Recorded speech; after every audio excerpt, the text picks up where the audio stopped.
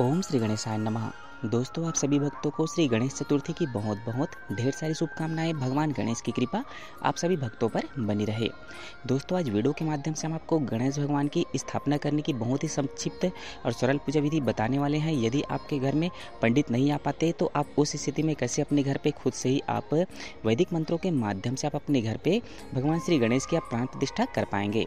दोस्तों, जिस भी घर में भगवान गणेश की प्राण प्रतिष्ठा होती है, जिस घर में भगवान गणेश की स्थापना होती है, उस घर में सदैव सुख शांति और यश कीर्ति आती है। साथ ही साथ भगवान गणेश की कृपा सदैव उस घर में बनी रहती है। साथ ही साथ उस घर के समस्त दुख दर्द दूर होते हैं। कल गणेश चतुर्थी भगवान गणेश के जन्मोत्सव के रूप में भगवान गणेश की स्थापना होने वाली है, तो बहुत से भक्त अपने घर पे भगवान गणेश की स्थापना विधिवत किया करते हैं। आज हम आपको बहुत ही सरल और संक्षिप्त पूजा विधि बताने वाले हैं, जिसके माध्यम से आप भगवान गणेश की आप प्राण प्रतिष्ठा अपने घर पर विधिवत कर पाएंगे। साथ ही साथ कुछ सामग्रियां आपको पहले से ही जुटा करके रखनी होती है, तो वो सभी सामग्रियां आप भगवान गणेश की स्थापना के पूर्व आप पहले से ही आप एकत्र करके रख लेंगे। जैसे भगवान गणेश के लिए आसन हेतु कपड़ा, लाल कपड़ा थोड़ा बड़ी मात्रा में आप लेकर के आएंगे। साथ ही कलश, आम पत्ता, नवग्रह के लिए 9 हल्दी, 9 सुपारी, 2 नारियल, इलायची दाना, जनेऊ, मौली धागा, हार, रोली, गुलाल, भोग लगाने के लिए लड्डू का प्रसाद आदि सामान आपको लगेगा। उसके साथ ही साथ घर से आपको शुद्ध जल, फूल, दूबी और पीला चावल, ये सभी सामग्रियां आपको पूजन के लिए पहले से एक थाल में आपको एकत्र करनी होगी। ये सभी सामग्री को आप एकत्र करने के बाद आप पूजन आरंभ करने के पूर्व आप इन सभी सामग्री को जिस जगह पे आप भगवान गणेश की स्थापना करने वाले होंगे उस जगह पर आपको इन सभी सामग्रियों को व्यवस्थित करके आपको रखनी है। तो जिस स्थान पे आप भगवान गणेश की स्थापना करने वाले होंगे उस स्थान को बढ़िया से आप सुसज्जित कर लेंगे, बढ़िया से उस जगह को सजा लेंगे। उसके साथ ही साथ अब भगवान गणेश के लिए आप आसन बना लेंगे। आसन के ऊपर आप लाल कपड़ा बिछा देंगे। साथ ही साथ उसमें बढ़िया से फूल हार से उस जगह को बढ़िया से सजा लेंगे। उसके पश्चात आप भगवान गणेश की प्रतिमा आप जहाँ से कहीं से भी आप खरीद करके मार्केट से लेकर के लाए होंगे तो उस जगह पे भगवान गणेश को आप व्यवस्थित करके वहाँ से रख लेंगे। किंतु भगवान गणेश ढका होगा तो वैसी स्थिति में आप वहाँ पे रख लेंगे व्यवस्थित। उसके साथ ही साथ आप तैयारी कर लेंगे। नवग्रह के लिए आप 9 हल्दी, 9 सुपारी जो आप मार्केट से खरीद करके लाए रहेंगे उनको आप अच्छे से पहले नवग्रह बना करके आप एक 9 हल्दी, 9 सुपारी आपको रख देनी है। उसके साथ ही साथ आपको कलश स्थापन के लिए भगवान कलश को भी सुसज्जित कर लेनी है, तो कलश के अंदर जल भर देनी है। उसके साथ ही साथ कलश के अंदर दूबी, उसके साथ ही पीला चावल, साथ में सिक्का, साथ में आप हल्दी, ये सभी उसके अंदर डाल देंगे। साथ ही साथ शुद्ध गंगा जल। उसके साथ ही साथ आप एक श्रीफल कलश के ऊपर रख लेंगे। साथ ही कलश के कंठ में आप कलावा भी बांध लेंगे। तो ये सभी तैयारियां आप पहले से करके रख लेंगे। साथ ही गौरी गणेश भी आप बना लेंगे। ये सभी तैयारियां होने के उपरांत आप पूजन आरंभ करने के पूर्व सबसे पहले आप अपनी जितनी भी सामग्रियाँ हैं, जो भी पूजन के लिए आप सामान रखे रहेंगे उनको अच्छे से व्यवस्थित कर लेंगे।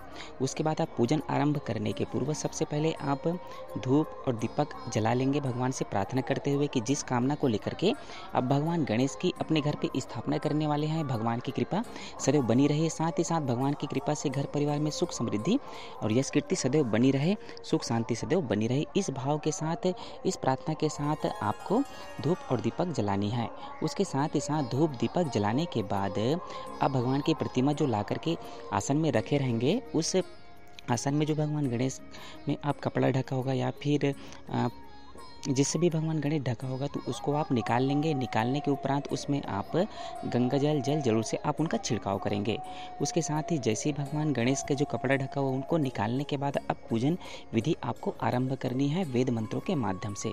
तो आपको सबसे पहले क्या करनी है, तो सबसे पहले जितने भी घर में पूजन में बैठने वाले होंगे उन सभी के लिए आपको व्यवस्था आप पहले से बना लेंगे, ताकि सब जने बैठ करके भगवान गणेश की आप प्रतिमा की स्थापन कर सके। साथ ही साथ सब जने बैठ करके पूजन कर सके। तो पूजन आरंभ करने के पूर्व सबसे पहले आसन लगा करके सब बैठ जाएंगे।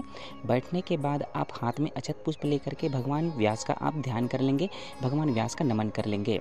उसके बाद आप पूजन आरंभ करेंगे सबसे पहले पवित्रीकरण से। तो पवित्रीकरण करने के लिए आपके पास जल होगा, छोटी वाली जो आपके पास कलश होगा उनमें जल भरा होगा, तो दूबी के माध्यम से या फूल के माध्यम से जल का भी सिंचन करेंगे। साथ ही ध्यान रखेंगे कि जितने भी वहाँ पे पूजन पे बैठे हैं उसके साथ ही साथ जितनी भी सामग्रियाँ आप बाहर से लाए हैं उन सभी सबके ऊपर आपको जल का अभिसिंचन करना है। भाव ये रखना है कि सभी साधन सामग्रियाँ जल के अभिसिंचन के साथ पवित्र बन रहे हैं, पूजन योग्य बन रहे हैं। इस भाव के साथ आपको पवित्रीकरण करनी है। तो पवित्रीकरण करने के लिए आप ओम गण गणपतिये नमः मंत्र का स्मरण करते हुए आप जल का अभिसिंचन करेंगे, या तो फिर आप गायत्री मंत्र बोलते हुए आप जल का अभिसिंचन करेंगे। उसके साथ ही साथ यदि आपके पास कर्मकांड वाली अगर कोई बुक होगी यदि तो उस बुक में मंत्र दी होगी तो उसके माध्यम से आप पवित्रीकरण कर पाएंगे। ओम अपवित्र पवित्रो वा सर्वावस्थांगतोपि वा यस्मरेत पुंडरीकाक्षम सम ब्रह्मवंतरः शुचिः ओम पुनातु पुंडरीकाक्षः पुनातु पुंडरीकाक्षः पुनातु। इस तरह से तो आपको मंत्र पता नहीं है तो आप गायत्री मंत्र या फिर ओम गण गणपतिये नमः मंत्र का जप करते हुए स्मरण करते हुए आपको पवित्रीकरण करनी है। ध्यान रखेंगे प्रत्येक कार्यों को आपको भगवान गणेश के मंत्र के साथ आपको करनी है। कोई भी सामग्रियाँ कोई भी वस्तु भगवान को आप समर्पित करेंगे तो प्रत्येक वस्तुएं भगवान के मंत्र के साथ आपको अर्पित करनी है, चाहे तो गायत्री मंत्र चाहे तो आप भगवान गणेश के ओम गण गणपतिये नमः मंत्र का उच्चारण करते हुए। उसके बाद आपको अगली स्टेप में आपको करनी है चंदन धारण।